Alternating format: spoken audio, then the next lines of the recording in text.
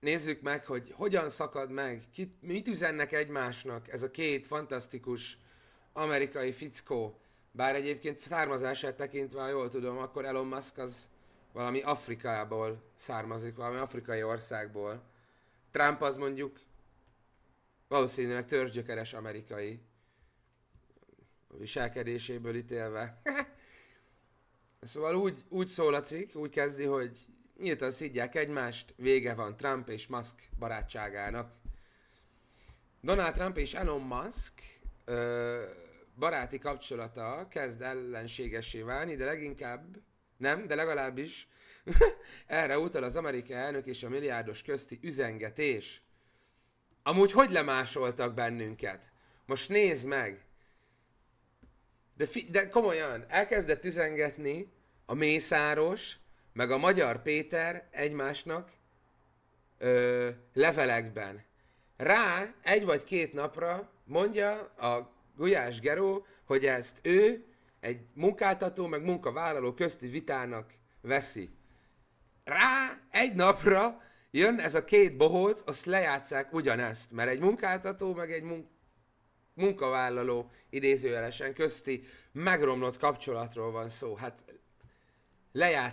lejátszák, amit beszélnek a világról. Nagyon kemény, bazzeg. Hát nagyon kemény. Na, azt mondja, hogy kedden a világ leggazdagabb embere undorító förtelemnek nevezte Trump költségvetési törvénycsomagját, amely szerint az aláássa az eddig elvégzett munkáját. Mint írta, elnézést, de ez már nem tűrhettem tovább. Hatalmas, felháborító, zsíros koncesziókkal telepakolt kongresszusi költségvetési törvény undorító förtelem. Trump csütörtökön az ovális irodában fogadta Friedrich Merz német újságírók ekkor kérdezték őt Musk kommentjeiről, az elnök úgy reagált. Idézet következik, hogy nagyon csalódtam Elonban, sokat segítettem neki, jobban ismerte a törvényjavaslat belső részleteit, mint bárki, aki itt ül. Semmi problémája nem volt vele. Aztán hirtelen problémája lett, de csak azután, hogy megtudta, csökkenteni fogjuk az elektromos járművekre vonatkozó kötelező érvényű előírásokat. Itt most megállnék, mert ugye ezt már mondtam kicsit korábban, hogy valamelyik ilyen reggeli újságban láttam, hogy valami 27 milliárd dollárral csökkent Elon Musknak a részvényei, ami nagyon kemény. Valószínűleg ennek hatására kicsit odabaszott neki Trump. Ugye? Ja igen, Trump. Kicsit a nevekkel. Meg vagyok kavarodva. Na, azt mondja, hogy hozzátette, Musknak Trump ellenes szindrómája van, és bár milliárdos még nem mondott személyesen róla semmi rosszat, biztos benne, hogy ez lesz a következő. Mármint, hogy ezt hozzátette a Trump, hogy a Musknak Trump ellenes szindrómája van. Mi a fasz? Azt mondja, így folytatja a cikk, hogy és túl sokat nem is kellett várni rá. Musk Trump nyilatkozatára azt írja az X-en, hogy a törvényt meg sem mutatták neki aznap estig, mikor elfogadták, de még a kongresszusban sem olvasta el szinte senki. Aztán egy következő posztban már ennél is tovább ment, és úgy fogalmazott, nélkülem Trump elvesztette volna a választásokat. Hát, valószínűleg ez így történt volna, nagyon sokat számított, de hát meg is kapta érte. Miniszterelnök lehetett, vagy így segíthetett a miniszterségben. Musk nyomott egy ilyet, Trump nyomott egy ilyet a Teslákkal, hogy fú, kurva jó ez az autó, veszek egyet az unokámnak is, meg hasonlók. Szóval azért kapott ott támogatást, bőven. De úgy tűnik, hogy valami nagyon félresiklott itt kettejük között itt a végén.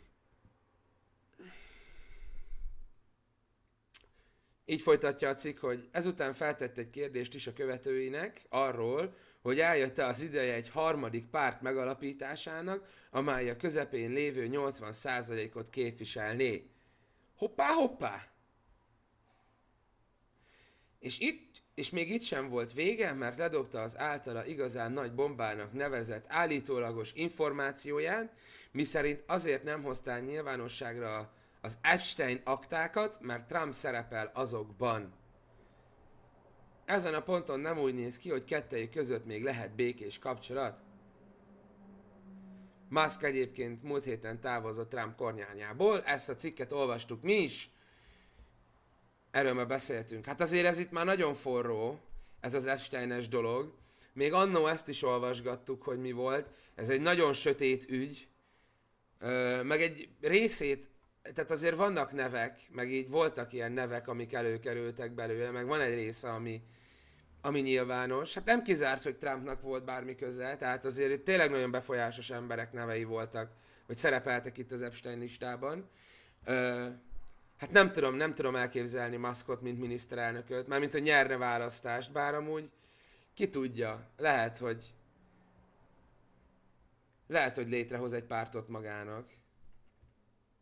Nem tudom, mit gondoltok, chat? Lenne esélye? Bármi szín alatt a Musknak? Szeretik őt tényleg valóban annyira? Nem hiszem, hogy lenne akkora ilyen elismertsége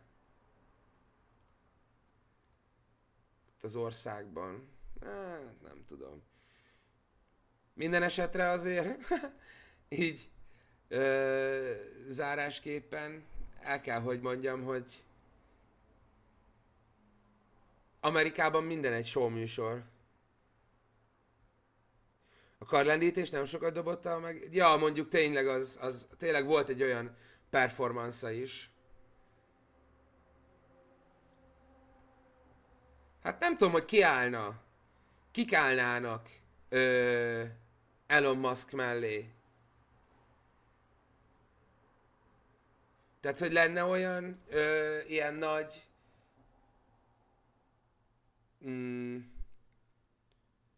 nagy hálózata vajon neki? Mert ott Amerikában azért itt a befektetők, meg vállalkozók, azok nagyon-nagyon sokat lendítenek. Láttuk most Trumpnál is. Hát felsorakozott mögötte mindenki. Még talán a Facebook is ott volt. Mármint, hogy Zuckerberg. Jól emlékszem. Tehát mindenki ott van. Vajon a Musk mögé ez beállna? Szerintem nem, lehet, hogy nem tenne jót neki. Meg akkor lehet, hogy ki kellene lépnie a cégeiből, nem?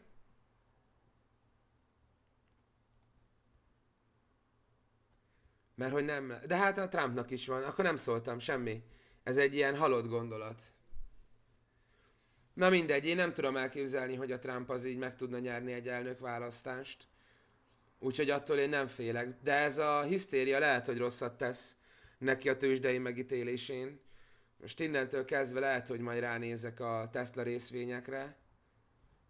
Meg hasonlókra. Megnézem, hogy hogyan esik, hogyan zuhan. Folytatásos, ennek nem lesz itt vége, Ez a középső rész, ugye az elejét már olvastuk, amikor kilépett. A következő hír, az valószínűleg az lesz akkor, hogyha tényleg komolyan gondolja a Musk, hogy pártot alapít, tehát a következő folytatás ennek szerintem ez lehet a kimenetele, hogy tényleg annyira felpaprikázza, feldühödik a Musk, hogy csinál egy pártot. Majd a Kanye West beáll mögé. Aztán ennyi is. Na majd nézzük, folytatjuk ezt is.